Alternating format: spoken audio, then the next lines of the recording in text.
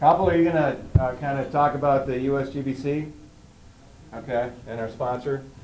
So welcome to the Green Building Resource Center and the U.S. Green Building Council combined event here, our monthly meeting, which is sort of monthly. And we have one lined up for next month. The fourth Wednesday of the month is what we do from 6 to 8. And next month is going to be if you drink it, if you breathe it, if you sit on it, do you want to know what's in it? So we're going to be talking about materials and the toxins out there. And so if you're an kind of environmental type, you might want to hear what the latest is with that sort of lead up. But meanwhile, back to tonight. This is the sustainability of coffee. We have Stephanie Thomas from Public Citizen and David Buer from Greenway Coffee and myself. Basically what we have for everyone is we have a brochure. So I approached Stephanie 6 months ago and said, hey, why don't we do something about coffee? I read that article in Time magazine about, coffee. Your morning cup of coffee is in danger. Can the industry adapt in time? And it blew me away. And she goes, yeah, I'm up for it. So we have, so I made it up, and we've got some back there. I want to get everybody's feedback if they want to give it to me. So feel free to email me or something like that. And then David brought some cards for free coffee. So anybody who's a coffee lover wants to try out that, and they're back there too. So, and also back there is a sign-in sheet. So here's the thing, if you can put your email if you would like us to put you on our list, our notification list, and if you just kind of want to scribble so I can't read it, then don't worry, you won't hear from us, okay? So however you want to go with that. I know it sounded a little snidely, so I apologize. But it's funny when you take people's emails and sometimes they go and sometimes they bounce back, so just saying. All right, so Kapil, you want to kind of talk about the U.S. Green Building Council and our sponsor for the event. Hello everyone, my name is Kapil Upadhyay. I am with Turkey Architecture. I'm here in capacity as Secretary of the U.S. Green Building Council, Texas, the Gulf Coast region. And we partner with Green Building Resource Center because we think that buildings are not just drywall and duct tape. Buildings are as socially and environmentally responsible as we are. And that's the mission that USCBC promotes at a national level. USCBC Texas does that at a local level. So if you go to USCBC Texas's website, you will see a lot of educational events that we organize throughout the year. You will see free LEED Green Associate education events throughout the year. There is the Impact Conference that's coming up in May. And one of our largest events is the Energy Summit, which usually deals with operators, but a lot of building owners attended. So feel free to access that website and check out USCBC Texas. And with that, I want to thank Rockfon. Katie Rodriguez from Rockfon is here. Rockfon is our sponsor for today. And Steve, over to the speakers. Okay, thank you very much. Well, and I might say that the Green Building Resource Center is open 5 days a week, basically 8 to 5. If you want to, right downstairs.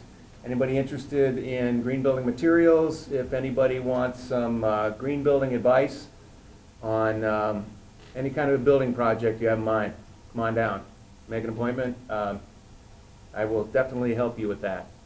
And it's free. And we put on these programs, and we're available for tours. I had a group of students from University of Houston in yesterday, and I get student groups all the time. I'm available for speaking engagements. So if you can't come to me, I can come to you. So that's kind of what we're doing at the City of Houston. This is what the kind of the front side of the Green Building Resource Center looks like. I'm particularly proud of my reused sign letter sign. So I'll be happy about that for the rest of my life because I think it turned out pretty cool. And so there we go. I'm going to go ahead and get started. So let's talk about coffee. And why is that a green building subject? Okay, well, here's this one, the Sustainable Coffee Challenge. By the way, this is something if you're kind of interested in pursuing, maybe when you get done, you'll be energized about coffee and want to kind of go through the internet and find some stuff. That's what I did. And you'll be loving some of the stuff I found out. Some of it as late as this morning. So, anyway, we're reaching a tipping point. So in 1962, we had kind of kicked off the environmental movement with Silent Spring by Rachel Carson.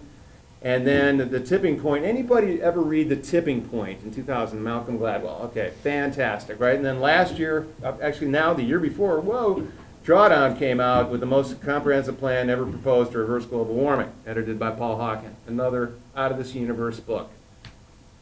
So in The Tipping Point, we see the innovation adoption curve. This is always just kind of a cool thing to know about the innovators, early adopters, early majority, late majority, and then the people that are never going to ever do anything, so don't worry about them, okay? So, sustainability. Do we think we're reaching a tipping point? Well, the Boy Scouts have a sustainability merit badge. I think that's a good signal. Yeah. Happy about that. Meanwhile, Bill McDonough and Michael Brongart with the upcycle of all the things humans might do with carbon, just about the worst is burning it, which is exactly what we've been doing for the past century.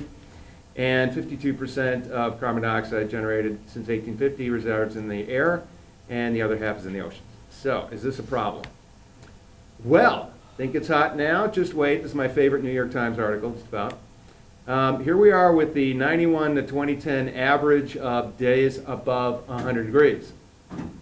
Notice that Dallas is at 15, Phoenix in the desert is 92, back, stop that. Houston is in the gray, so we're at 0 to 5 days above 100 degrees. So that's pretty normal. We're mostly in the 90-degree range, right? Except for 2011 when we had the whole month of August, 30 days in triple digits, okay? So by 2060, if we keep it up, Houston is going to be in this orange, either 5 to 10 or 10 to 25. It's going to be like 2011 every year. So, do you have an insulation strategy? Bingo. Buildings. We're back to building. So how can you be in your building enjoying yourself when it's triple digits outside? Anybody remember 2011? I mean, what did everybody talk about? How hot it was and how fast they could make it from their car to the building, okay? Got it. Then we have the before the flood. I just love this, the name. So then we have during the flood on the cover of Time and Hurricane Harvey. So then here's this, your morning cup of coffee is in danger. Can the industry adapt in time? There's well, man, stop that. There's the link if you want to happen to, read that Time article. Maybe you don't want to traumatize yourself. You don't have to, but I'm going to talk about it anyway, okay? So then, because Steffi and I wanted to maybe talk about some documentaries, we looked through YouTube and found there was about 208,000 results if we queried coffee and climate change. So now I do want to tell you that I'm going to about shoot this computer if it does that again. But anyway, I won't really. The issue is some of them are basically different language repeats. So there's probably only 125,000 results. So anyway, now this is what we wanted to hear about. Where are we with what causes the most CO2 into the atmosphere? So I highlighted them in yellow so that you can see that CO2 emissions from stationary combustion is by far the biggest contribution. It's unbelievable. So the top one is stationary combustion from coal electrical generation. So that's the big one. Then right after that, it's not yellow, it's emissions from mobile combustion. So it's transportation, okay? Then we have stationary combustion gas, industrial, stationary combustion gas, electrical generation, stationary combustion oil, industrial, stationary combustion gas, residential, and then down one more, then agricultural soil management. Then there's stationary combustion gas, commercial, and then you can see there's a couple more down below that. So if you put them all into the top horizontal bar, it would be way off the screen. So power generation is the thing, all right? Now you'll notice that red circle around aviation, because I went through a phase where I was bummed out about flying and how much, contribution to climate change flying might be. And per capita, it's bad, right? But notice that compared to stationary combustion, flying is chump change. So I'm over that, okay? I am completely over that. You don't have to be, but I am, all right? So then finally, let's get back to this power thing. This is a really great book. It's a coffee table book. It's really big. Over, The American Landscape at the Tipping Point. Alex McLean is the author. And in his book was this picture of our coal-fired power plant. So show of hands, people are aware that Houston has a coal-fired power plant. Okay, so that means some people didn't raise their hand, so they didn't know this. Okay, so that's what it looks like, that big black area, that's the coal field. Okay, so this is what he said in the book. W.A. Parish is a coal-fired facility whose 4 generators produce nearly 19 million megawatt hours per year. Encircling the plant's stockpile of coal is a mile-long train that brings in low-sulfur coal from Wyoming. Each day, the plant consumes 36,000 tons of coal, which amounts to 3-mile-long trade lanes.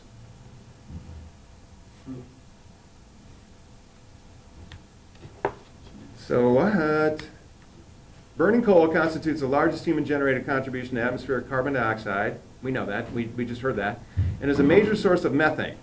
Between 1975 and 2001, the annual releases of toxic metals from coal plants nearly doubled, which account for over 40% of all air toxins reported to the EPA. That's in 2010 from the Story of Stuff. So that's what coal-fired power plants are doing besides giving us electricity at our house. And if you were to look up the 50 dirtiest power plants in America or the 10 dirtiest power plants in America, that one is number 5 every time. It's been number 5 for years. And half of Houston doesn't understand that. So we give them a hall pass.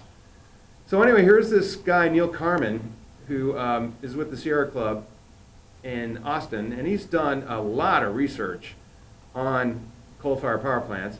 And here's a book, Climate of Hope, that was written by Michael Bloomberg and Carl Pope. Carl Pope is the past executive director of the Sierra Club, and they have one of the most fantastic success stories with being able to get coal-fired power plants to go out. And that's lovely. And I wish they would work on this one. Anyway, here's what I did some research on the internet, so it's kind of fun. I finally found the kind of local power plants. So Parrish has 2 gigawatts of coal production. They have almost a gigawatt of gas because they put in some additional. By the way, I'm turning off my phone. Anybody else might want to do that. It's really embarrassing when the speaker's phone goes off, so I'm not going to have that. All right, so then we have Calpine and Energy are kind of the big producers these days. So we have this, 1,495 megawatt gas. All the rest are gas, except for the one down at the bottom. This Petronova is a 22 megawatt carbon capture project. And that is supposedly something NRG did to, I think, mitigate some of the damage out of the coal part of Parrish.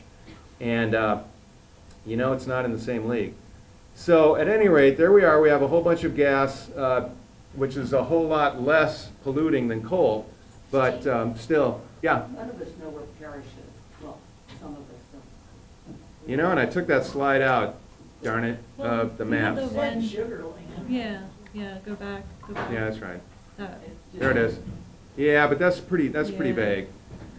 If you looked on the map between the city of Houston, the southern part, southwest part of Houston, and where Sugarland is, and split the difference, you would nail it. So it's not that one? No, it's that one. Oh, okay. Oh, it's Sugarland. It's that one. Okay. Yeah, now, okay, but here's the thing. This says Sugarland, I apologize. It's in Fort Bend County. It's not in Sugarland. So if you think Sugarland, Houston, and there's Fort Bend in there, boom, that's where it is, okay? All right, here we go. My phone. So, Parrish emitted nearly 18 times as much sulfur dioxide pollution as ExxonMobil's Baytown oil refinery, one of the largest in the nation. So here's the big thing. Parrish emitted over 8 times as much sulfur dioxide pollution as all 9 refineries combined in the Houston area.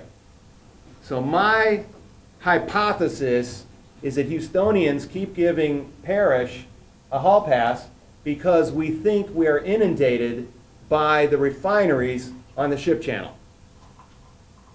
So what possibly could this wonderful power plant be doing? Okay, now you know. It's worse than 9 of them combined.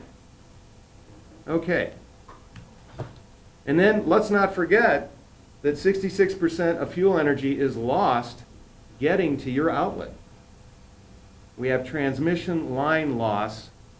We have the energy loss from the coal potential just in the burning of it and what have you. And then by the time it gets to your outlet and you plug your iPhone in to recharge it, we've lost 2/3 of it.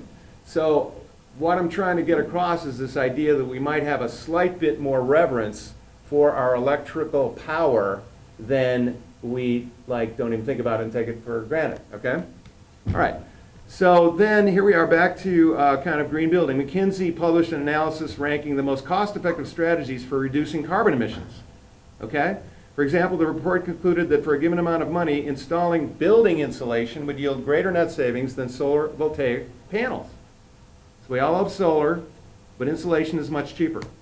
So, do you have enough attic insulation? Are your ducts connected to the unit and not leaking? These are things that you can do at your house, okay? I have a display downstairs at the Green Building Resource Center, and I explain to every group that comes through. Attics superheat in the summer in Houston. 140-degree attic, 70 degrees inside. That's a 70-degree spread.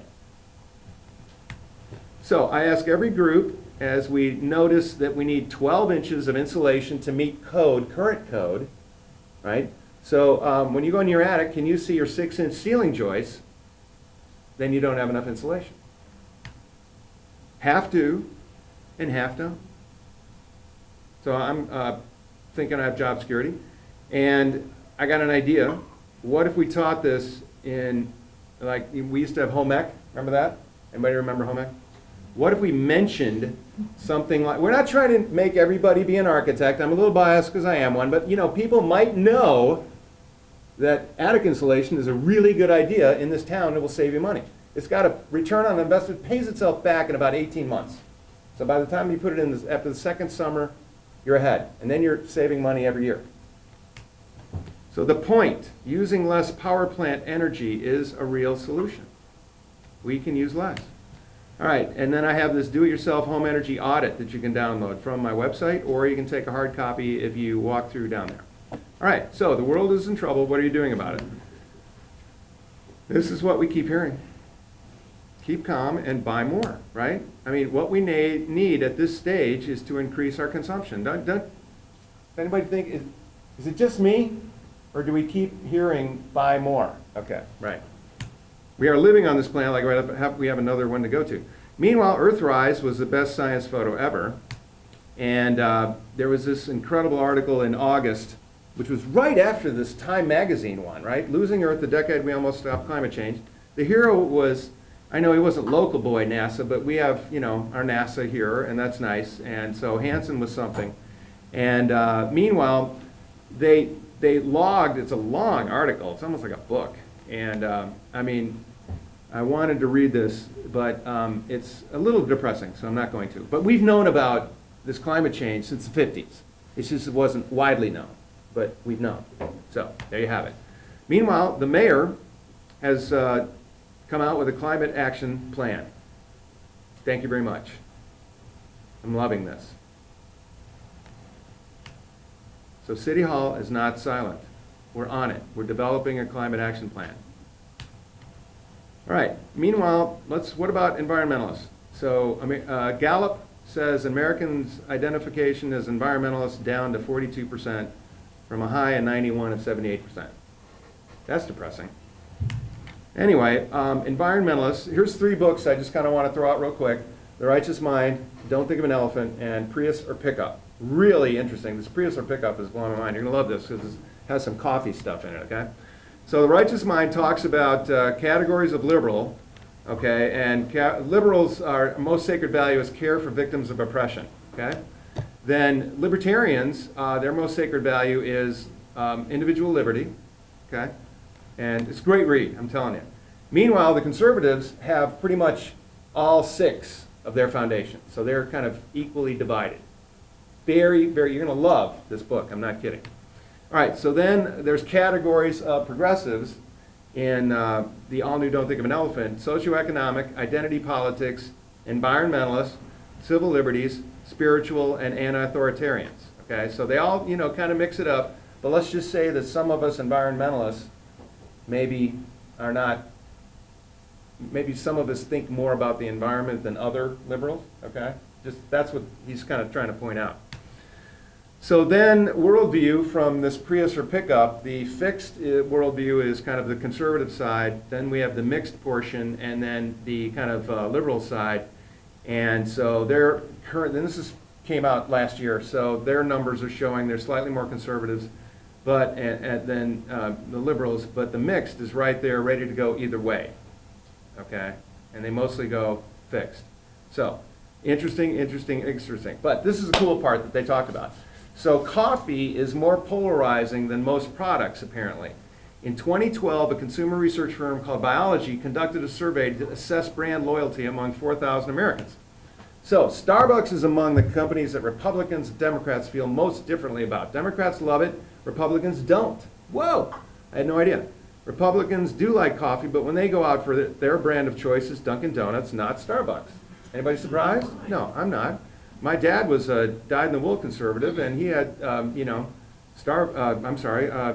Dunkin' Donuts brand at the house. So it was incredible. So anyway, and I never thought anything of it because I love Dunkin' Donuts, right? But I wouldn't go there to get coffee because, wouldn't go there unless I was going to have a donut. Okay. So the difference between these two alternatives shouldn't be starker. At Starbucks, the drink sizes are Italian words, not English ones. The array of coffee concoctions that one can choose from takes up multiple boards above the barista's preparation station, okay? There is, by contrast, no barista at Dunkin' Donuts. Yeah, we know that. Until recently, there weren't an awful lot of choices at Dunkin' either. Small, medium, or large, cream, sugar, or both. This is a great book, I'm not kidding. So then we have the Climate Institute talking about a brewing storm, the climate change risks to coffee. So that is very interesting. And for their suggestions here, they have for coffee drinkers, the first step is to learn about the challenges faced by coffee producers and communities and about what fair trade and others are doing to make a difference. Next, most consumers can now choose brands that are carbon neutral, guarantee a fair return to smallholder farmers and their communities, to help them build their capacity to adapt to climate change. Finally, people can demand action from all companies and their governments to ensure all products, business models, and economies are carbon neutral or better. So that is a pretty good little paragraph there. And hard to do. I mean, how much influence do we have? But maybe we have some. All right. So then there was this one, right? How I cured my caffeine addiction, and you can too. Yeah, I got off coffee once. Meanwhile, of course, abstinence, that will certainly impress people. So I just threw that in for kind of a laugh. Then there is the Center for Coffee Research and Education that I just found out about like Friday. And it's at Texas A&M. It's close. And so I called the guy and talked to him this morning. That was amazing. So here they are. These guys are totally into into coffee research. They go down to Columbia a lot, and so I asked him, and he goes, "Hey, did you read this article about another one about the coffee species going extinct?" And it was in CNN, and notice it's dated January the 16th. So I went, "Wow, okay," and made a slide out of it. All right, so I asked him what, if he was really into the Rainforest Alliance logo, but he said that he likes this Intelligentsia coffee and their direct trade practices out of Chicago. And he said those guys are by far leading the edge of this. So I thought, okay, great. Well, there we go. And I'm going to get to know him more. Another thing I found out is that there are outfits that are taking coffee grounds and making coffee logs out of it and burning it. So this is out of the UK. I emailed them. They don't ship anything out of the country, so that was a bummer. But hey, Amazon, here we go. So Java log, recycled coffee grounds, $24.99. And there you have it. And here's the other cool thing, is that it's been around for a while, and why am I not aware of that? It was named Time Invention of the Year in 2003. Oh, So, nice advertising. I mean, obviously they aren't doing what Budweiser does, so adios. That's fantastic. It almost makes me want to have a fire. At any rate, then get a load of this. You can make your own. How to make a coffee fire lock. So if you're drinking enough coffee, all you need is coffee and some wax and I don't know what the other thing is, and you can make your own. Roll your own. All right, so anyway, now I want to get to the part of what is coffee's carbon footprint. This is a trip. Okay, this is trippy. Hold on to your seats.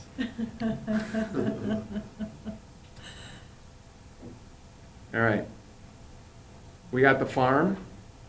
So that's where it's grown, 19%. The mill, where they kind of process it and ready to ship it. Then they ship it. And then there's, to the ship. Okay, then there's shipping. And then there's the coffee shop. So, on the left is the coffee shop coffee. Notice that the coffee shop is almost half the carbon footprint. Okay, I don't know why I wasn't thinking of this, but I was not thinking of this, okay?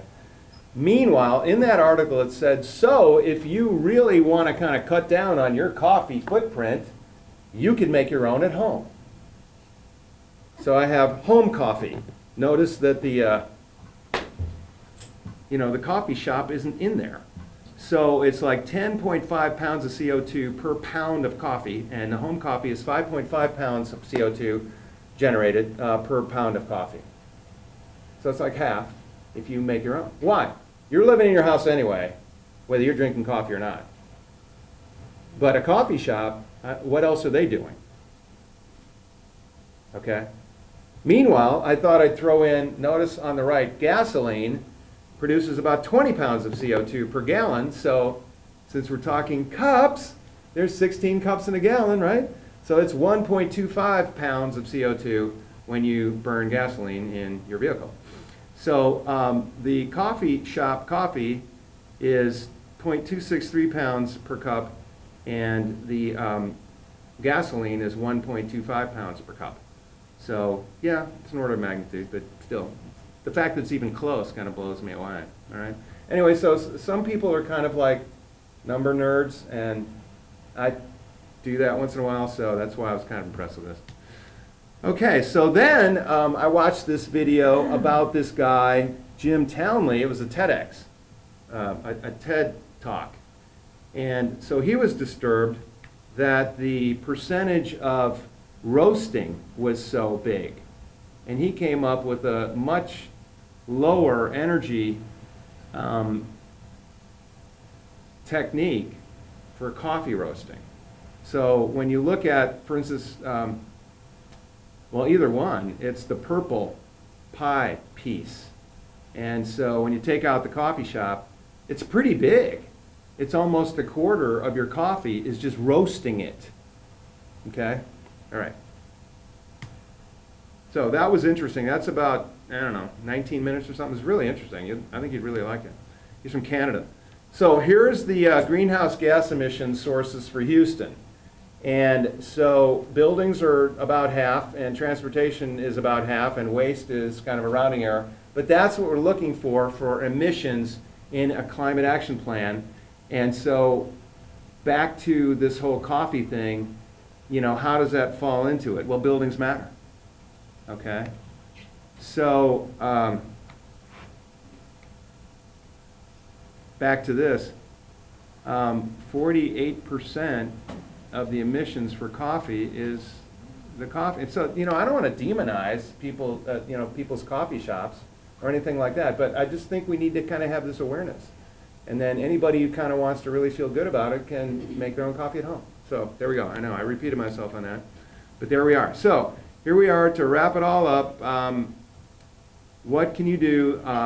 What can you do? So influence friends, and what can you do at work? And can you influence government? And can you and 25 friends email? That matters. And we're close to the tipping point. So I love this one. Choose one of three: lead, follower, get out of the way. Right? Okay, maybe you've heard that before. Any questions? Yeah, Nancy, I saw that. The very last pie chart there with the transportation and the buildings, how does that fit together with what you said before about the amount of CO2 that's being emitted by power plants? Yeah, thank you for asking. Basically, I think that they're saying that buildings are using,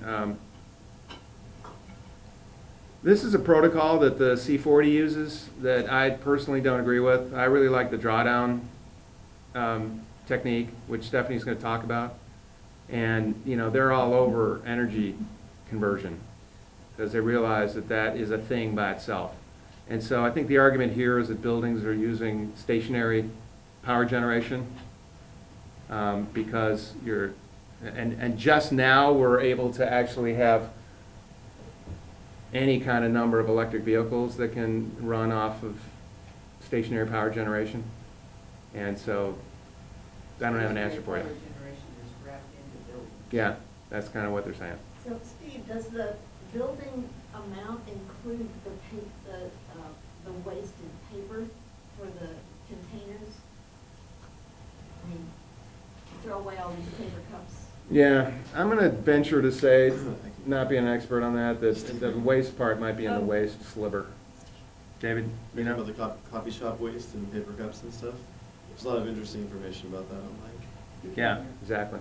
There's a lot of interesting information about paper cup waste online. To give you an example, I'm not going to throw the city of Houston under the bus here, but Even I can't hear you. so like there's two things going on there, or three things going on there with the paper cup waste, is what you mentioned inside of a coffee shop, and we've done a lot of. This is a big talking point for cafe owners. There's three things going on in the coffee shop owner's mind. One is using compostable cups, which is like a big trend in our industry on the allied products is what we call it, on the allied products side, which is like cups, to-go bags, boxes, all that kind of stuff. That's not necessarily coffee, but impacts the coffee shop.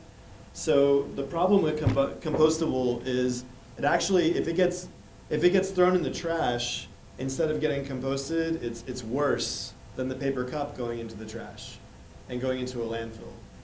Because of the way it's designed, it releases more methane, and Steve, you may have more information on this, but it releases more methane into the air if it's put into a traditional landfill instead of a composting program. So the question is, for the coffee shop owner, when I give you a compostable to-go cup, when you get a coffee from my shop, are you going to compost it? Are you going to take it and put it into your composting program in your backyard, or are you going to go to a third-party composting program? The reality is like 99.999, except Steve, percent are not going to. And that's a big problem because then you're actually offsetting more gas because it's going into a traditional trash system. Now, like if we lived in the magical land of San Francisco, who has a three-step program that includes composting, where you can be sipping your drink like on the way walking down the Golden State Bridge or whatever, you can drop it into the third bin that is going to get composted. So the successes they found in compostability in other cities are actually problems here in the city of Houston because we don't have the proper like composting protocol. I have one more thing. I don't want to harp too much on this, but it's like really impactful to our businesses. If someone brings in their own 16-ounce beautiful coffee cup from their car, it's actually a liability for the coffee shop owner to have to clean it before it gets filled with coffee again and sent back out the door. So in a perfect world, when someone brings you a clean cup, a reusable cup, and you get to pour coffee into it, you have a magical situation. But the moment that you have to actually clean it, if it's not cleaned in an efficient way, then it's actually using more energy. And this is where you get a lot of that percentage from, is washing, things that you don't think of as inefficient, like a dishwasher. If it's not completely full, then it's actually inefficient. And you're using too much energy to do not enough product. So all these things are like really important if you're trying to be sustainable. You'd have to take the coffee cup and you'd have to wait for the dishwasher to fill up before you run the dishwasher if you wanted to have a truly like sustainable environment for a cafe. As an example, with the cups, which is a huge, huge deal for us. So there's been a study recently that shows that if you're not doing these programs, it's better to have a paper cup, which kind of brings us around to the back end of the solution. I thought it was interesting, and I'm glad you brought that up. Thank you. Do you mean your coffee shop cleans the customer's reusable cup they bring? If it's dirty, a lot of people ask you to. Oh, They ask you to rinse it out. Weird. Yeah. Yeah. Bad customers. Yeah. Man, that's pitiful. Bring it in.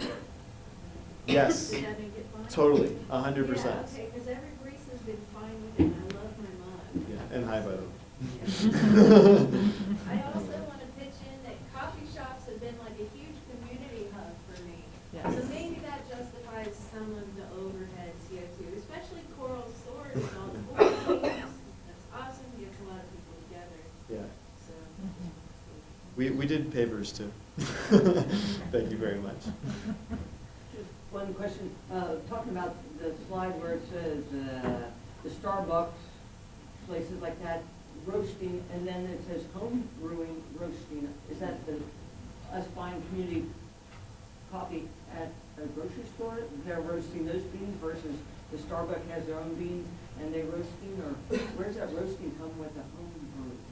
Yeah, it's already been done. Yeah, When and you, that's the community who's done it before. Yeah, can I touch on that too? Do you mind? No, go ahead. Sorry, this is totally my business. Yeah. Can you go back to that slide?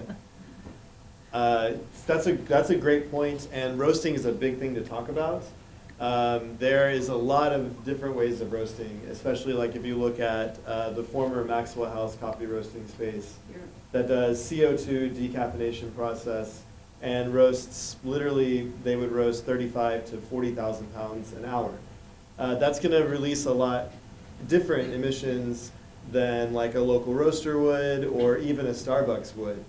And I actually like Starbucks. I guess I'm a liberal because I like Starbucks. But what he was saying is like if you just take out the coffee side, if you take out the coffee shop side, roasting is 22% of your carbon monoxide output into the air. I do want to mention that there's different ways of roasting coffee. So, and I'm not trying to sing praises of our company, but this was a huge decision we made when we upgraded our roaster. We basically bought the Tesla coffee roasters. It uses a hybridized roasting system that incinerates the smoke. So it releases about 280,000 pounds less of carbon monoxide into the air than a traditional coffee roaster of the same size. It uses 80% less gas than a traditional coffee roaster of the same size. So when we went to make that decision on the growth of our company, there was really no other choice but to get the one that was going to be the most efficient. And the great thing about Steve's work, I think, is that it pays for itself. Just like you said, the insulation, we're going to save 80% of our money on the gas, and over a 10-year period, the roaster will end up paying for itself. It's a Loring. Loring, L-O-R-I-N-G. They're made in California, and there's more like this coming out now. They were kind of the first of the batch to do it, where they use fluid bed technology and traditional drum roasting, and then they attach an incinerator onto it to recirculate the air into the chamber, and it uses a really high temperature in order to incinerate the smoke, essentially. Yeah. okay, well, yeah, okay, one last question then. So you mentioned home coffee, because now the single cup, which is now become growing trend. In home, in office, K-cups. The bane of your existence. Okay, well, I'm going to try to, maintain this kind of positive, happy Steve, presence, and so I'm not even going to answer that question, okay? We don't even want to talk about Keurig and what they've done with those little plastic cups, because I'm just going to look way too mean and terrible, okay? Does that work? Maybe we can talk about it afterwards. Don't use them. Don't do it. Don't do whatever you Yeah. do it. Okay. About the percentage, that including the single carbon now. Oh, no, well, these are, okay, I gotta be honest, I got this off of one website, which I'm happy to give to people, and actually, I think there was kind of a blend of two websites that kind of backed each other up. And so these are really mega numbers, okay? And so, I mean, how can you even measure this stuff? So there's a lot of this kind of going on, I think, with very intelligent people trying to get a handle on counting carbon.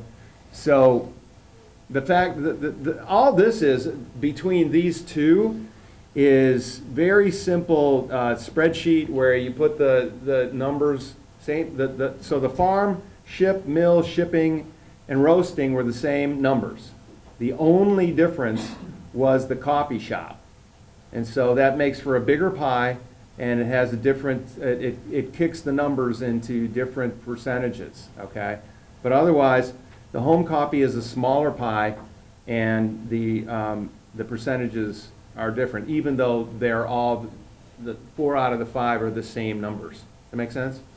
So regardless of whether it's Keurig or anything else, the fact that you don't have to claim your house as part of the coffee's carbon footprint, that's the difference. Okay? All right, so now, Stephanie. Have at it. Thank you. Tell us about, what you do at Public Citizen. Sure. So my name is Stephanie Thomas. I work for, can everyone in the back hear me? Okay, great. Great. I want to make sure y'all can hear me. I work for an organization called Public Citizen. We are a national public interest nonprofit advocacy organization. We've done a wide range of things, from like getting airbags in cars to advocating for access to health care. And in Texas, we have a particular focus on energy and the environment. So that's basically the bulk of my work here in Houston, is working on energy and environmental issues. And I know many of you through the Houston climate movement. We have been advocating for local climate action in the face of basically deregulation at the federal level, rollbacks of the Clean Power Plan, withdrawal from the Paris Climate Agreement. So we're advocating for local action to ensure that we're still making progress on the front of climate change. So, the talk today is about coffee. And I'm going to talk a little bit about coffee. I'm going to talk a little bit about climate change. So I'm going to maybe be the bridge between Steve and all the ideas that he presented in his talk, and then David and his actual coffee knowledge. So I'm going to try to fill the middle ground there. But I also do want to touch on some of the things Steve talked about in his presentation about reducing emissions and some of the ways that we can do that, because that's really integral to the work that I do here in Houston. And with that, we actually have a video. So Steve, cue that up. But I want to ask the audience, how many people here drink coffee every day? All right. So I think even those people who don't drink coffee every day can recognize like the significance of the ritual of the morning coffee. The benefits of getting a little bit of stimulation in the morning, getting more awake, and then someone mentioned, like with coffee houses, the ritual of coming together, meeting with people, building community. And that all happens through coffee. So I think those are all really important elements to think about when we think about our cup of coffee. And we're going to watch a video. And I'm actually, can everyone see over my head? I'm feeling a little self-conscious. Okay, great, then I won't move. Okay. We're going to watch a little presentation about.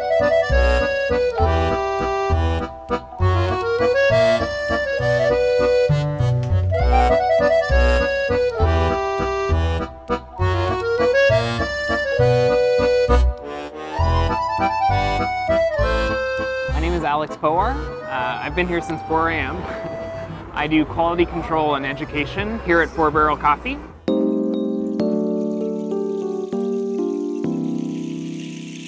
So this is green coffee. Okay. This is the state that we receive the coffee in. What does that plant look like? It's a small shrub, kind of a scrawny looking shrub. Those flowers will develop into a coffee berry. Some people call it a cherry. One single cherry will produce this much coffee. That's it.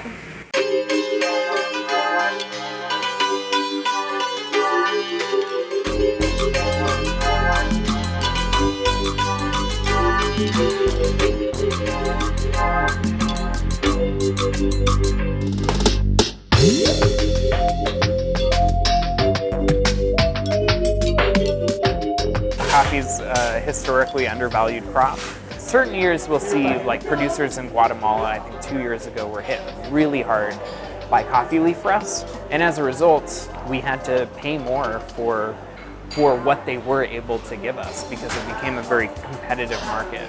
And it's happened in El Salvador as well. What's the correlation between the rust and climate change, if there is any? There seems to be a correlation between really warm and wet seasons and the ability for a fungus like rust to propagate itself.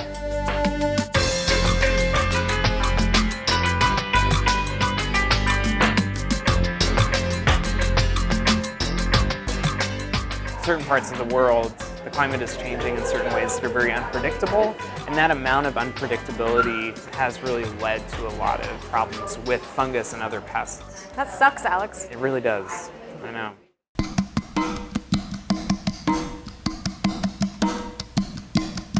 There's really a whole art and science going on back there, roasting the coffee. I really have a newfound appreciation for the producers, the farmers of the coffee on the ground over there, because they're up against so many different odds, whether it's unpredictable weather patterns or, rising costs and stuff. There's really so much that goes into it that when we end up paying a lot for quality coffee, it makes sense. This is some terrible news because I just learned that climate change is actually threatening cocoa production, which means less chocolate for people who love it like me, and that changes everything.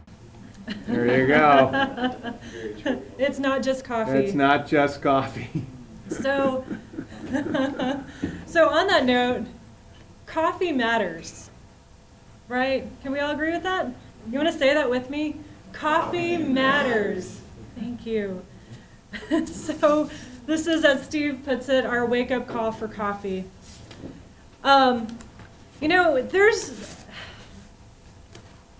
It's kind of amazing to me.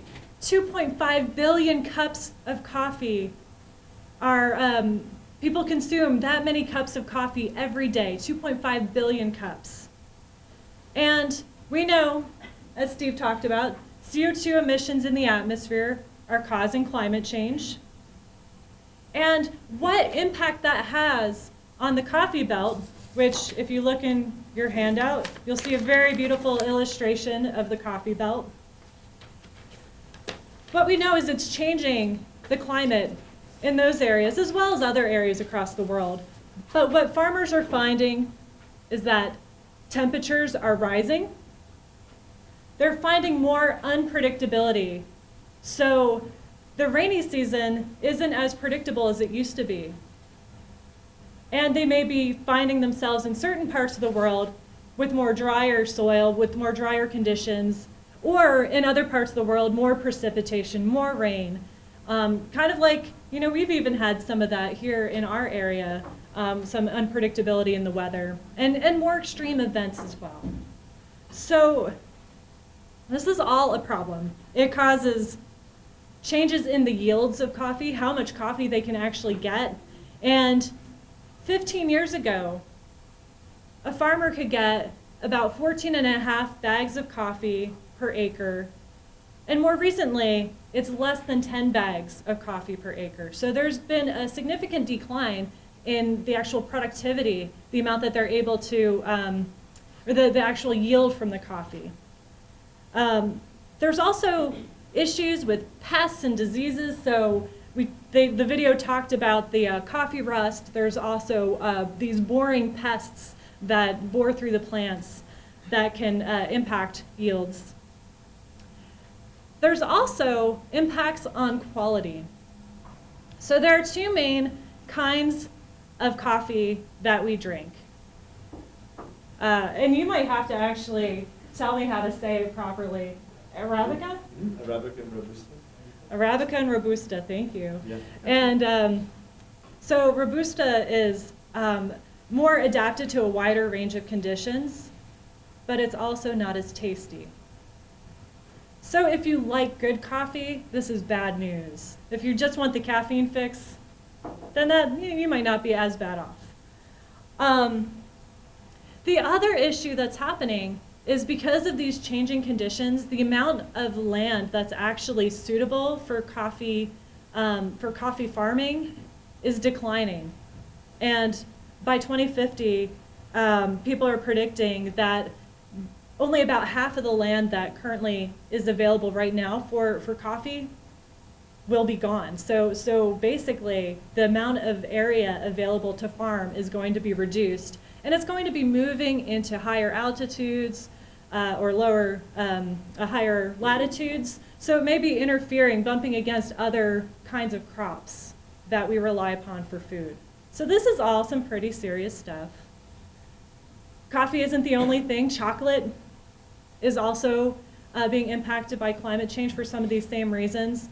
However, like I know people who've worked in Nicaragua who've said that coffee farmers are actually changing crops to things like cacao, which can sustain itself at some of these higher temperatures. So farmers are kind of moving to other crops when they're finding that they're not able to work with the conditions that are at their farms right now.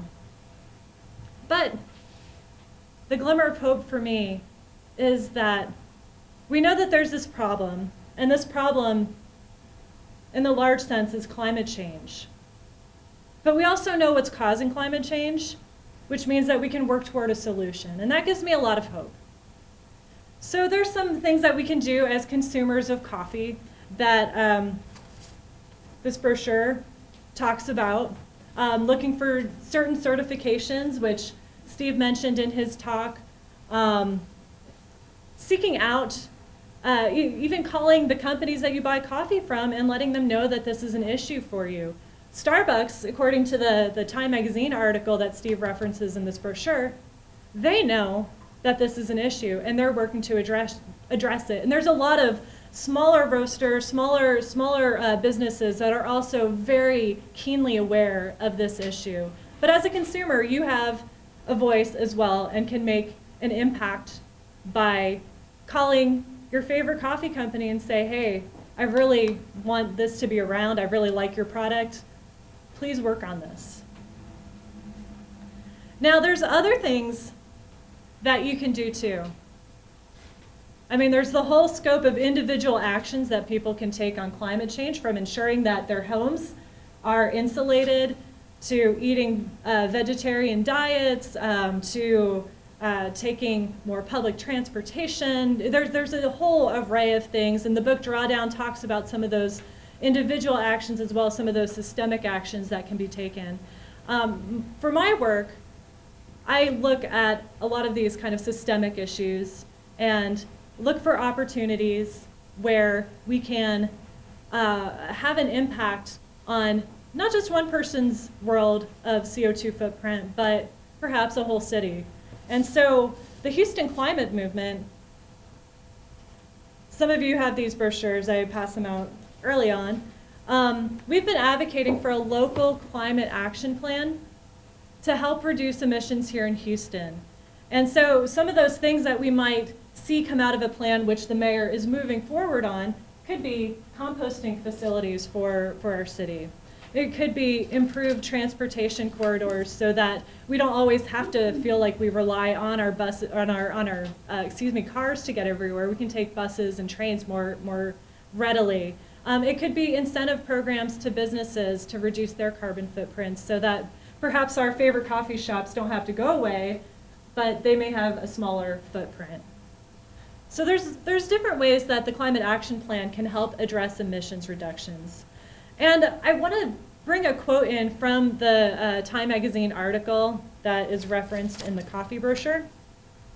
In that article, the author says, "The future of coffee remains at the mercy of a global population that continues to pump greenhouse gases into the atmosphere." I'm going to read that again because it really got me. "The future of coffee remains at the mercy of a global population that continues to pump greenhouse gases into the atmosphere." So I think each of us has a role to play into reducing this pumping of greenhouse gases into the atmosphere, whether it's advocacy, whether it's individual action, whether it's something in your business. Maybe you can do what David mentioned and look for equipment that reduces your carbon impact. I also want to mention to you real quick, we talked about the W.A. Parish coal generating plant that's near Sugar Land. And there was a recent New York Times article that came out about the plant and about a number of other places and kind of the impact of the regulation rollbacks that are happening at the federal level right now. And they were talking about the sulfur dioxide that was being pumped out of these plants. And places in Arkansas are having issues with haze that is being sourced from the W.A. Parish coal plant. Think about that. Not even just Texas, but the impact goes all the way into Arkansas, into Oklahoma. So these impacts are very far-reaching. Another report came out just last week from a group called the Environmental Integrity Project, and they looked at water wells near coal-fired power generating stations in Texas, and they found, like the W.A. Parish plant, had heavy metal contamination for things like arsenic, as well as many other compounds. So coal generation is not our friend. There are a lot of alternatives, wind and solar, that we can tap into, and the grid is becoming more adapted to that.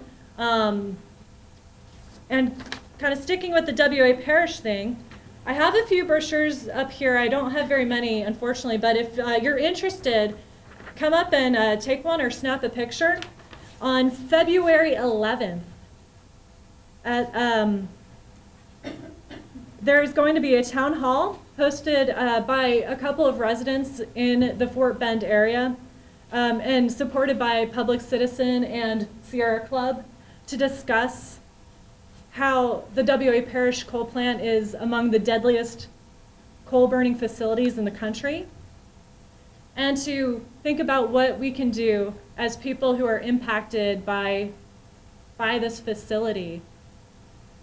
So I want to invite you all to that, February 11th from 6 to 8 p.m. At the University Library in Sugar Land. And there's more information up here.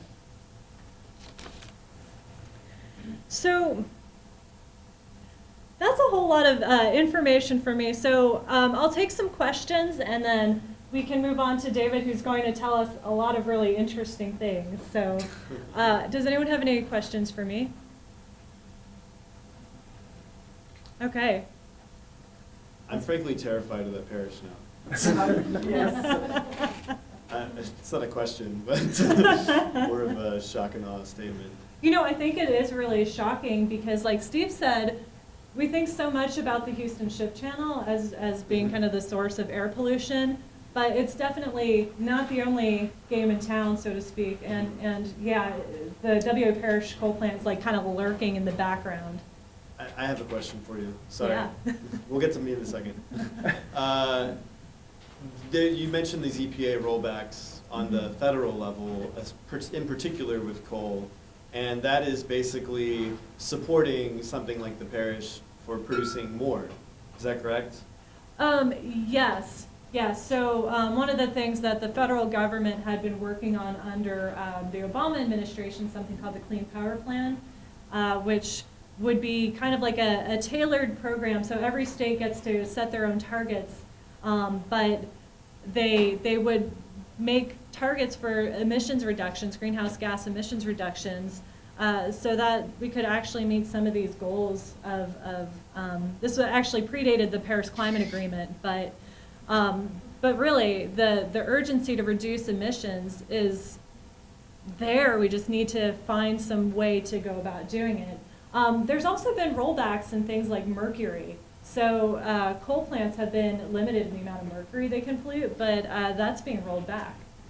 And it's weird because a lot of the coal plants, they've already made the accommodations, so they don't want the rollbacks because it would give any future plants a head, kind of a heads up or a head start. But there we go. The administration's just really rolling back a lot of these things. Coal is the big focus, it sounds like. Coal is a big focus, and it's interesting because coal is actually already, like, by market forces, kind of slumping down and declining. There's a number of coal-fired power plants in Texas alone that have been retiring over the past few years, and more retirements are being announced. So wind and solar are really emerging. I mean, 20% of Texas's grid is wind-powered, so I think we have a really big advantage here in our state to move toward renewables. So I saw one question there and then a couple of questions there. So way back. Yeah, so I was kind of going to ask about what you just said, but is there any predicted timeline in which the Texas coal plants will be retired? Each plant has been, not every plant, but the ones that have announced retirement do have a timeline associated with it. I don't have all of those in my brain at the moment. Yeah, estimation of what the average? Some of them are actually relatively soon, and then others I think are like 2025. The most recent one that I remember hearing about was San Antonio area, and I think that one's 2025, but kind of in that ballpark. Okay, question over there. Yeah, similar question or statement maybe. I had heard that like 4 different plants had closed last year in Texas, and I didn't know if you had heard anything about this Parish plant timeline for that one. Yeah, I've heard nothing about a timeline for that one, for Parish. Okay. It's more of a comment. Our coal plants get all the attention, but one thing that's really growing in West Texas is the natural gas thing, the lack of pipeline takeaway. Don't have enough pipelines to get rid of that gas. So wells are being there for 45 days plus. Houston article in the December 1858, I can't remember, but it's triple the amount of natural gas that's been flared in the Permian since 2011. So that's a big growing concern. We don't know how much that is. Power plants are kind of going the wayside, but we've got another east growing. So people are Right. Then there's the flaring of methane, and then there's also a lot of problems with methane from fugitive emissions, which can leak out, and methane is more potent of a greenhouse gas than carbon dioxide. So that is a really important point to mention. Any more questions? Before I turn it over to you, there's one more thing I want to say. So the Houston Climate Movement has a sign up in the back. So if you're interested in more information about what we do, just fill out your name and your contact, and I'll get you on our email list. Thanks, Steve. Yeah. Thank you all both. Y'all are hard people to follow up. Yeah. So they talked a lot about what's happening locally They talked a lot about what's happening globally, and I'm here to talk about what's happening in the coffee world. So what I wanted to do was highlight a coffee producer that we work with who has been directly impacted by these problems, and to kind of like walk through some of the solutions that they're trying to come up with at origin, is what we call it, or on the farm level. So Steve, if you don't mind bringing up the top photo. Yeah, let's see this. And it's going to actually tie into the video you played, which is great. So they talked about Guatemala. This is Josue Morales. He is a coffee producer in Antigua, Guatemala. And this is his farm, La Esperanza. He works with over 1,400 other coffee producers in Guatemala to make a more sustainable path forward for coffee growers in that country. And I wanted to show a couple of things. One, that coffee is from the forest. And if you're sourcing coffee, and this is kind of like our methodology on coffee, is that coffee basically grows best in a biodynamic environment with other plants around it to enrich the soil. So it's very purpose-driven in order to get the correct nutrition in the soil, but it's also a great way to be biodynamic in what you're growing, so it's not just a monoculture, monocrop. So these are coffee plants, and as you can see, they have basically bean trees growing on top that provide a canopy and shade. And this is essentially how he controls the temperature inside of his farm directly, is by trimming the shade at different percentages throughout the year based on the temperature that's happening.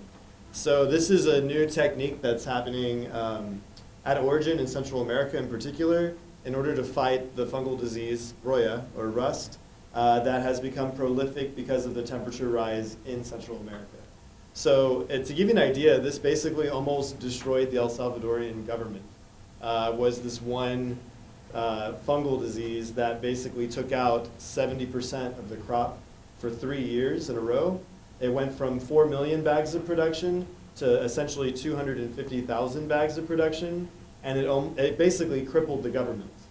And they became very aware after it happened, and it kind of took everyone by surprise the first year.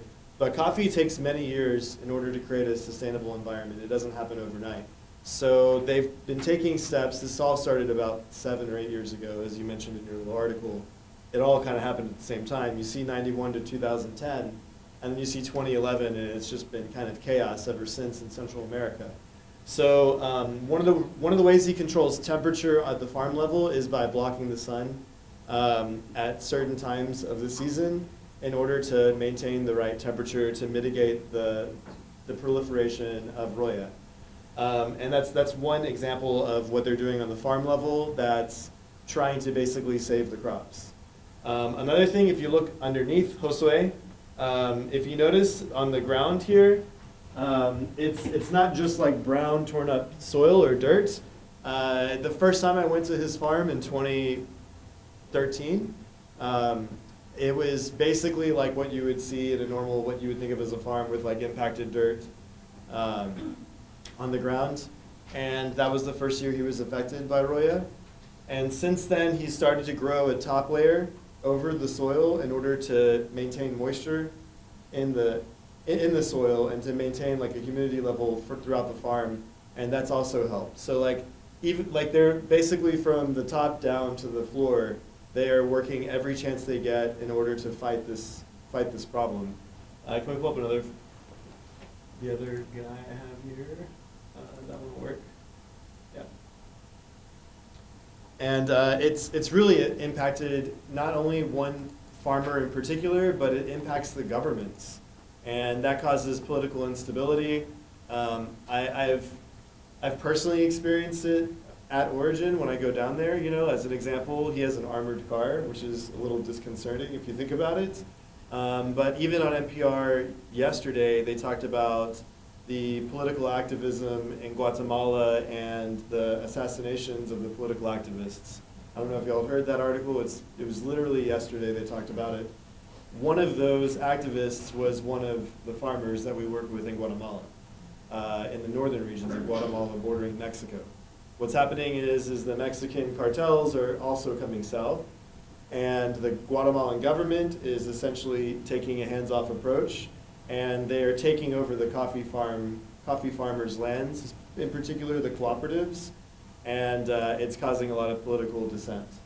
So I think that now is this time of like really, it's a really important time for Central America. It's a really important time for Central American farmers, and the climate is like kind of the reason why it all happened, which is kind of a crazy, if you put all the dots together, it makes a lot of sense. I wanted to show this because if you see here, there's this, I know it's not the best picture, but this is the coffee plant. This little spot here is on the top part of the leaf. Roya, the fungal disease, happens on the bottom part of the leaves. It attaches to the bottom and basically sucks the nutrients from the roots. So the leaves don't get the nutrition they need in order to make photosynthesis. What he's done is actually brought in another fungal disease to basically take the spot of where Roya would go. So one of the strategies is actually to bring in more disease, more fungus, in order to make sure that the other fungus that's destroying the crops doesn't have the space to be there. And I thought that this was like, when I first saw it, it kind of blew me away. It's fighting fire with fire in a weird way, but he's had a lot of success with it. And this is one way that you can essentially fight this problem without using fungicide. And when you hear about crops, and this was an eye-opening moment for me, when you hear about crops being sprayed, you're like, oh, I don't want any fungicide on my plants. I don't want any, whatever. What is it? Yeah, pesticides or rid off or rid away or whatever it's called.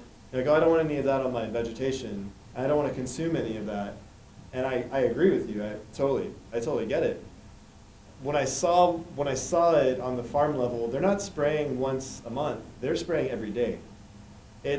Every day is a problem with Roya. Every single day is a problem with this fungal disease. So they're spraying. They have to continuously spray. In order for the crop to grow, it must be sprayed continuously.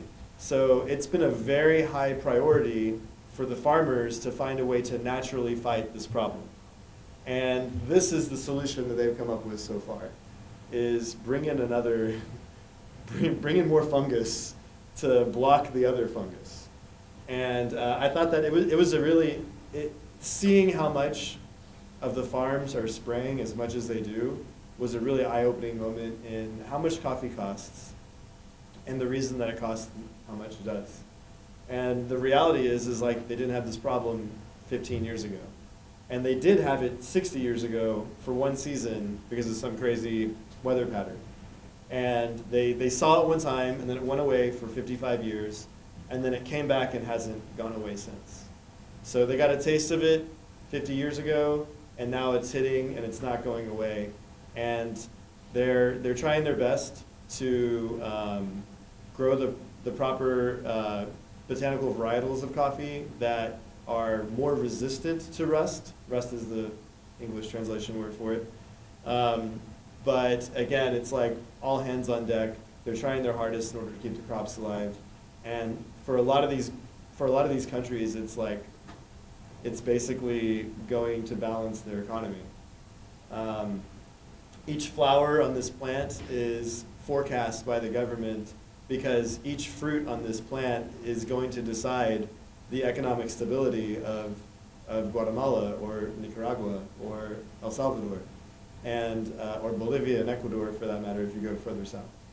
And I think that like that's why coffee costs the way it does, and everyone is working their best. And as you mentioned with the World Coffee Research Center, everybody has, this is, all eyes are on this situation, because if it spreads more, then it could be the downfall of specialty coffee, which is what these articles are really getting at. Is if Roya continues to travel and it spreads through the wind, basically, and it ends up getting into Asia, and ends up getting into China, and ends up getting into Ethiopia and Africa, it's going to be a big problem for us consuming coffee, period.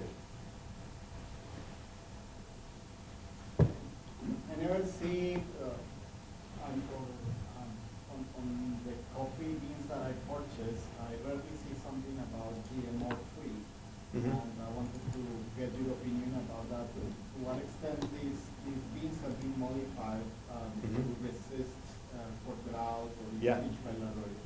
that is a really, really good observation. All coffee is genetically modified. And when I say that, it's really shocking. But at the same time, it's not genetically modified in the way, like they're not taking like DNA from rabbits and putting it into coffee so it like grows more. You know, they're taking the strongest of the varieties and the tastiest of the varieties, and they're breeding them together in order to make superfruit. And they've been doing this for multiple generations. And in some countries, it's been done purpose-driven by the World Coffee Research Center. As an example, in Rwanda, post-genocide, they started planting crops, and the Borlaug Institute was a big part of that. And that essentially helped stabilize Rwanda. So they needed to develop a particular breed of coffee plant that would taste really good and could withstand the climate of Rwanda and quickly plant and produce. So there's reasons behind genetic modification that I think are good, but coffee as a whole has particularly stayed away from the crazy science genome genetic modification.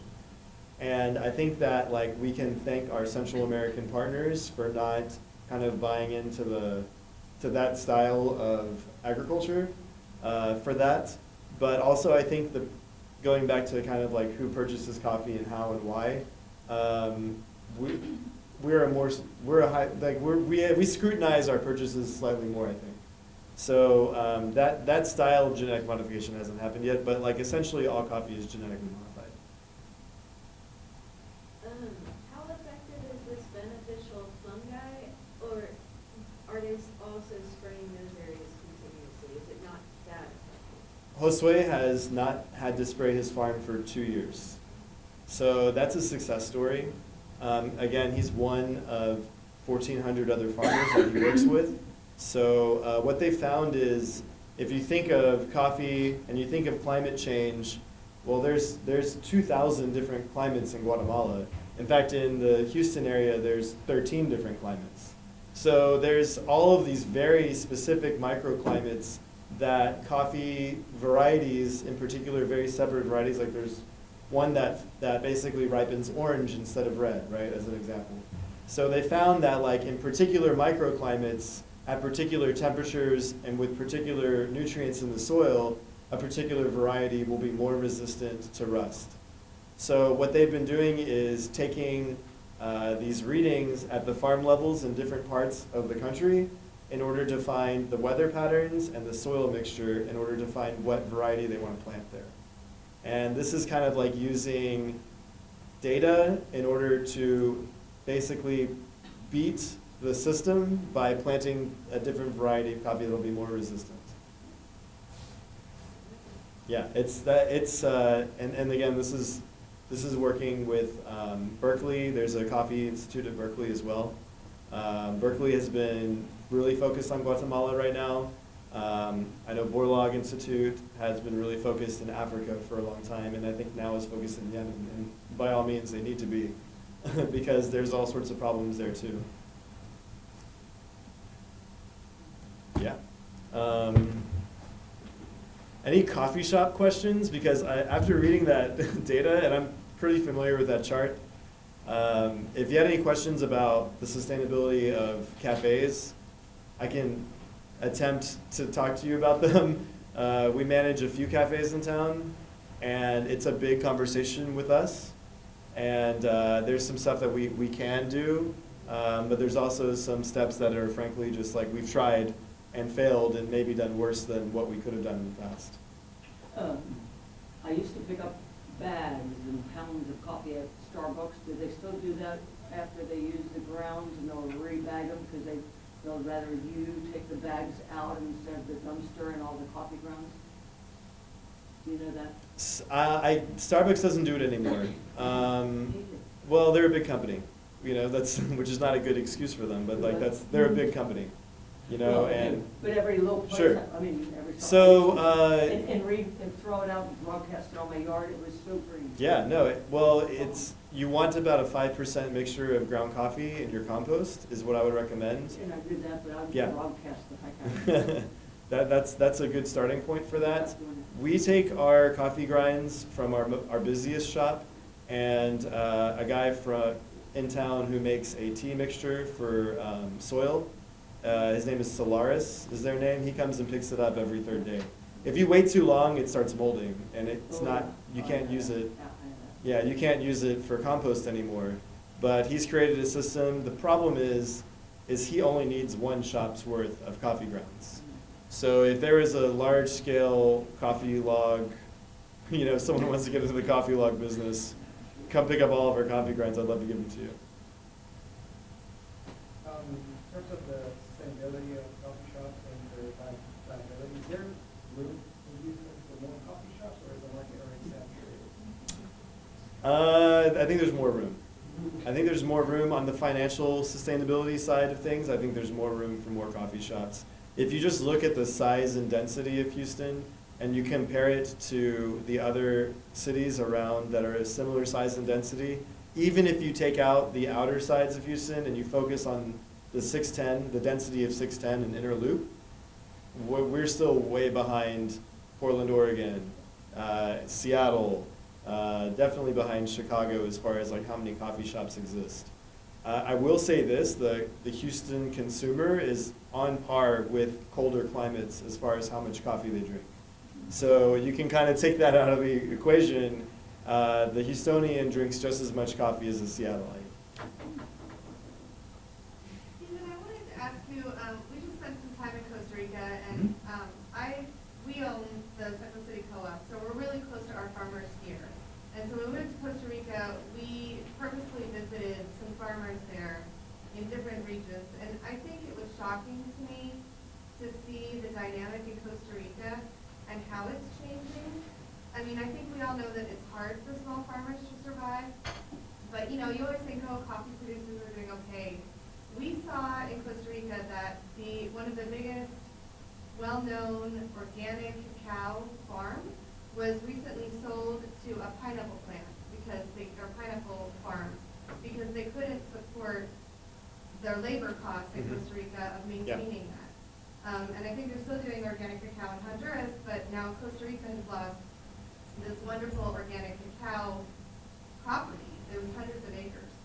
And in another place, in a couple of coffee farms, they're starting to sell out too because they just can't make it. So I'm wondering, with specialty coffee producers or buyers like yourself having your own coffee shops, like what percentage of that income do you see going to farmers, and how have you guys helped to shape like Josue's farmers that he works with? Like what is the future for them? Because I know they're barely making it. Yeah, there's two dynamics going on there from my personal experiences with coffee buying. One, I'll give you the general approach to our take on coffee. There's the commodity-based coffee price. We call it the C price or C market. It goes up and down every single day, just like the stock market. It hit a high in 2008 at $3.45 a pound, and it's at a historic low in the last couple of years. It's been hovering between $1 and $1.35 a pound. And so that's like your Maxwell Houses, that's your Dunkin' Donuts, that's your like really basic normal coffee, like not specialty grade. So if you look at your basic normal coffee, not specialty grade, in order for a farm to be sustainable, they need to sell the coffee at $2.50 a pound. Green coffee costs. This is roasting, not counting roasting and importing and exporting and all that stuff. This is directly to the farm operations. I would like to say that you don't pay a farmer in particular, you're paying their operation. And it's really important to know where the money goes at the operation, not just to the farmer, if that makes sense. So, you need to make sure the pickers are getting paid X amount of dollars or whatever the currency is per whatever weight that they're bringing in bulk coffee supply, the fruit, right? They bring in the fruit and then it's processed at a facility and they weigh it there and they get paid immediately, essentially. So we need to make sure that we're paying even the people who are picking the coffee a sustainable wage. And they found that basically the equilibrium there is $2.50 a pound at your commodity grade price coffee. So we're 50% of that price right now at the C market. So big companies are really making an unsustainable system by essentially maximizing profits and lowering costs on the retail level by buying coffee at the C market price, which is an unsustainable system and it will eventually blow up. And what you mentioned is a good example of that. A cacao farmer moving over to pineapple. This happens in coffee all the time, right? It's like, hey, it's not worth growing this anymore for me. I need to grow a different crop. And the easy answer for that is we all need to pay way more for coffee. And our more complicated answer as a coffee roaster and as a retailer who needs to also be sustainable in how much we pay our employees, also needs to be sustainable in how much we profit, also needs to be sustainable in order to make a living, right? So what we've done is come up with flat rate pricing, where we say forget about the C market. We're going to work on the quality behind the coffee. We're going to work through very specific relationships in a long-term way. And we're not even going to think about the C market. We're going to pay you above the C market. We're going to pay you above that break-even cost to a point where whatever you're doing on your operations is what we're paying you for the coffee. So we pay more than triple sometimes for the coffees that we get from what a C market price would be. And the reality is that it's expensive. And when you go to a specialty coffee shop and you're buying, right now it may hurt at $3.50 for a black cup of coffee. The reality is like it would be so much better for everyone at origin if that same cup was $4.25. And it's really hard, trust me, I've tried. It's in order to raise the prices from $3.50 to $4.25. It's like, it sounds crazy. It sounds like, when you say it, it doesn't sound so bad, but when you're feeling it every day, or if you're feeling it once a week, or if you're feeling it twice a week, whatever your coffee routine is, people really start to feel the pinch. And communicating that to the larger audience is very hard. Because I would call ourselves like a small, medium-sized company. We're roasting, essentially, let me do the math in my head. We're essentially roasting about 125,000 pounds a year. We are we're a speck on the map. Starbucks is roasting that in a day.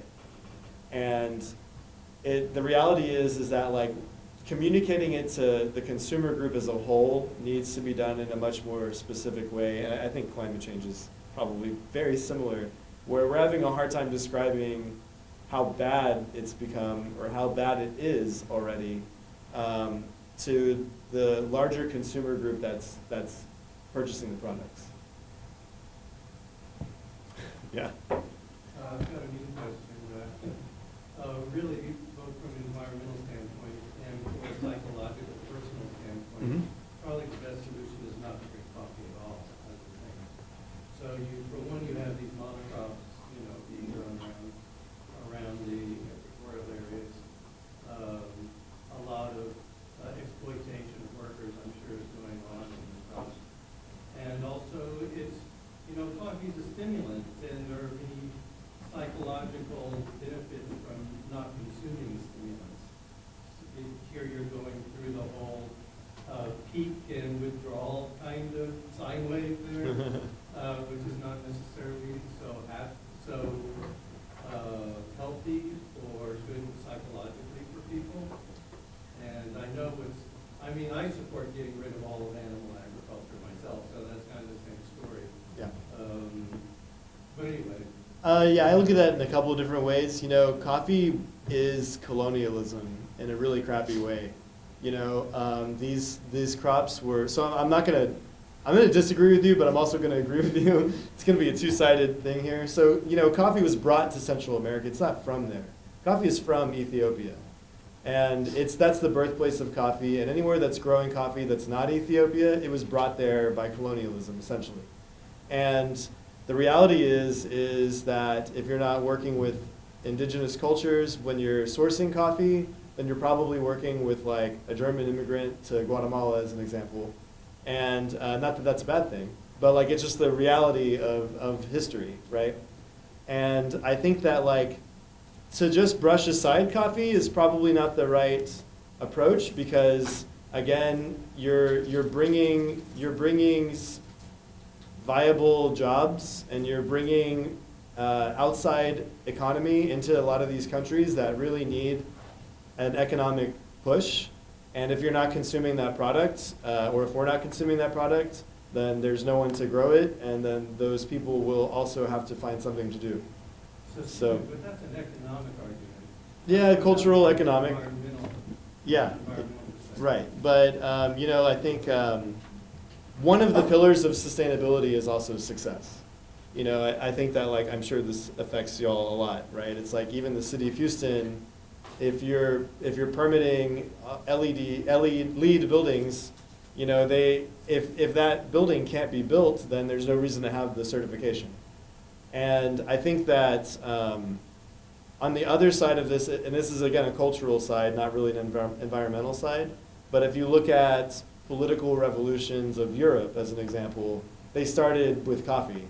They started Paris in the cafes in Paris, and London in the cafes in London. So I would say, like, yeah, you could say coffee shouldn't be consumed as a whole, but the reality is that it is. Colonialism shouldn't have been done to Guatemala by the Spanish, but it happened. So I think that, like, saying that we shouldn't drink coffee is a little bit harder argument than what can we be doing to make it sustainable. I just want to note there have been a lot of health studies showing that there are some benefits to drinking coffee. And just as this is a tangent. Sure. Here in the Houston area, you can harvest your own yopon if you want a local source of caffeine. Yeah, So it tastes good too. yeah, it tastes almost like yerba mate or like a green tea. You can make your own tea. Yopon. Yopon holly, but don't eat the berries. Don't eat the berries. Okay, but the leaves, yeah, I've made it. It's good tea. Yeah. I was really interested in what you had to say about how climate change is driving the changes to the coffee growers, which is in turn driving politics. And so can you talk a little bit more about that? Yeah, it's so a good example is the cooperatives that exist in Huehuetenango, which is it's the region that borders Mexico and Chiapas, which is also a good coffee growing region. Essentially, what's happened is like, they're targeting the leaders of these cooperatives. One's been killed already, and so the cooperative disbanded. And then people went to get their property, like basically prove that they own this property as the Mexican cartels are essentially taking it over right now. To the government, they're like, hey, government, we need help. We need some kind of, we need some protection because we're getting attacked essentially by these Mexican cartels that are moving into northern Guatemala. And the government has stayed silent to this point. And this is the news that was yesterday. I mean, we heard it last year. It started the beginning of last year, essentially, in Guatemala. But it's one example of seizure of property by an opportunistic group without the help of a government agency. And if you're not being able to sustain the crop, it's still valuable. It's valuable money. It's basically gold for these Central American countries, if you can grow the right coffee and the right amount of coffee. So there's definitely opportunity there, but there's also a lot of political dissent associated with it. I noticed another weird variation of that in Ethiopia, where it's kind of an offshoot of climate change, but I don't know if it's directly impactful by it, but it was a very eye-opening moment for me in coffee. You had the governments awarding bank loans, essentially, because it's all, government banks are basically what exists in Ethiopia. So they award loans to property owners in northern Ethiopia that in turn buy property, and in this case for coffee, processing stations in southern Ethiopia. So you have someone that's not from the rural area that the coffee is being produced, operating the industrialization of the product, and not keeping the money inside of that region. And it's creating like vast problems in southern Ethiopia that if you don't scrutinize your purchases well enough, you'll basically be supporting. So I think that goes back to like who you work with and the sustainability, long-term sustainability and viability of coffee. we had to work really specifically, really closely with fewer partners in order to create long-term relationships. It's a big problem. So David, are the cartels coming in to monetize the coffee, or do they want the land to grow other crops? Do we know? We don't know yet. I mean, I don't know yet. NPR doesn't know yet, as yesterday would tell you. But it's basically, there's basically essentially a war going on that border that we're not hearing about. And the government is staying silent. The Guatemalan government is staying silent about it. And the US government is staying silent about it unless they can use it for their political gain. So like, yeah, you heard about a caravan coming from Central America to the border, but they never explained why.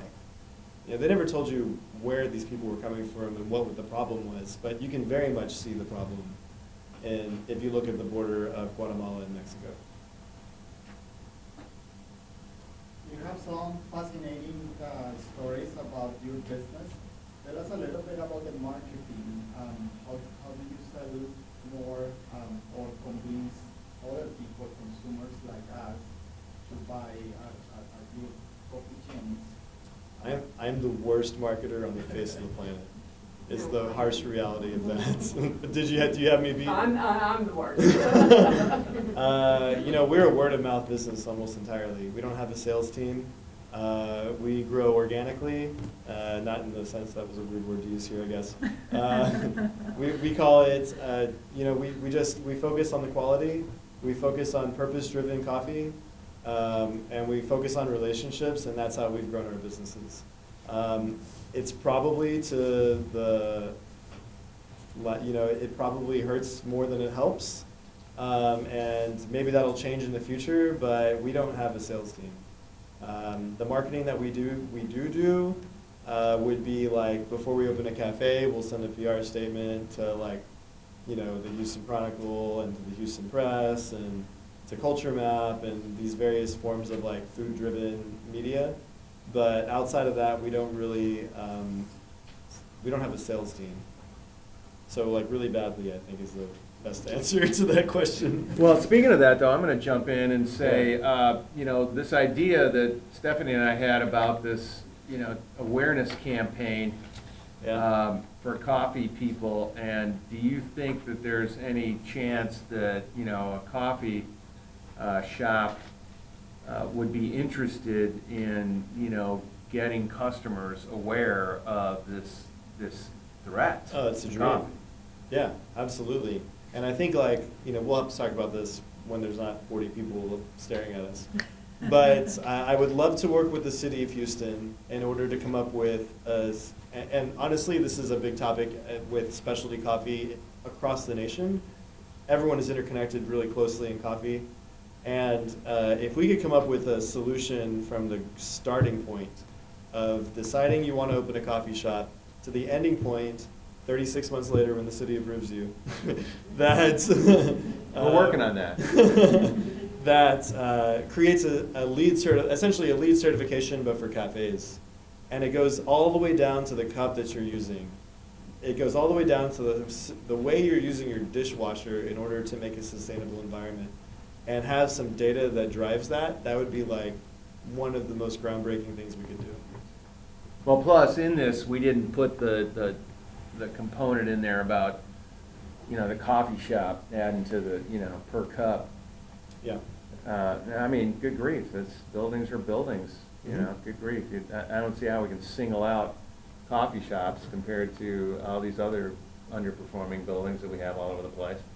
Yeah. So I'm, you know, not trying to demonize, but, you know, when you're just looking at that whole supply chain, I mean, it just kind of fell out as an interesting sort of thing. And again, the intention was, it's another type of awareness. I mean, when you look at the American culture, it is just knee-deep and chock full of little things that are, you know, burning fossil fuels. We just do everything with fossil fuels. Good grief, how many times, how many people do you know that they just drive around all the time? I mean, there's businesses that just can't exist without driving around and burning gas, okay? And obviously all these buildings, how many of them do we have that don't have air conditioning? Well, yeah, there's some warehouses and stuff, but How many buildings do you want to be in that don't have air conditioning?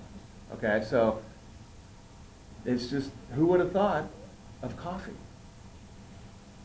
Yeah. So I'm a little unclear on what we do about this, the people in this room. I mean, we've talked about, we presented several issues. One is, global warming, and another one is equity for the growers and producers. So what's out there that we can do about it? I have a couple of solutions on the retail side. And I'm not trying to promote my company in particular, but go to a small coffee shop in your neighborhood and bring your own cup, clean. It's a good, easy first step, and tell your friends to do it too. And tell them to make sure it comes clean. Because we're not really, the health department doesn't even want us to take a cup that's dirty from someone else. Way too much liability there for the health department. So they don't want us to be sustainable. They want us to not be sustainable. They want us to give a clean, disposable, if it's plastic, it's better. Like, they want everything wrapped. They don't want sustainability on that side of things because they don't want liability, right? Sustainability and liability are kind of like hand in hand, aren't they? So bring a clean, reusable cup to a local business that can support that system. I think it's a great way to do it. Be okay with paying more for coffee. And make sure you know that wherever you're getting coffee from is sourcing coffee ethically, not on the sea market. And that's a good way to keep coffee sustainable at the farm level. Does anybody rate that? I mean, is there a place? The Specialty Coffee Association has a system of showcasing what makes coffee sustainable. Coffee is like the Wild West of like small businesses, essentially. There's no outside organization judging each company that distributes coffee on how much they're paying for their coffee. I wish there was. But They unfortunately have that on doesn't cocoa. exist. I mean, Green America presents a lot of data on cocoa, Mm-hmm. so maybe coffee could be the same way. Well, there's a lot of data out there. And the Specialty Coffee Association, in fact, in the Google you did, one of the little slides was Hannah Neuschwander, who runs the science and development side of the Specialty Coffee Association, and she's a really great resource for learning the data behind all this analytics that's going on. So there's a lot of feasibility studies on it, and there's a reason why they've come up with the money that they have to determine what's sustainable for coffee producers. So it's out there if you Google it, and it's available for everyone. You don't have to be a geek, coffee geek, to get the information. It's out there. But I really appreciate you caring about it, and I think that's the biggest part, is learning how to communicate in a way that everyone understands that it's for the greater good. Is a good first step. That sounds like a good final comment. Yeah. All right, well, if there's no more questions, that's our program for tonight. How about a round of applause for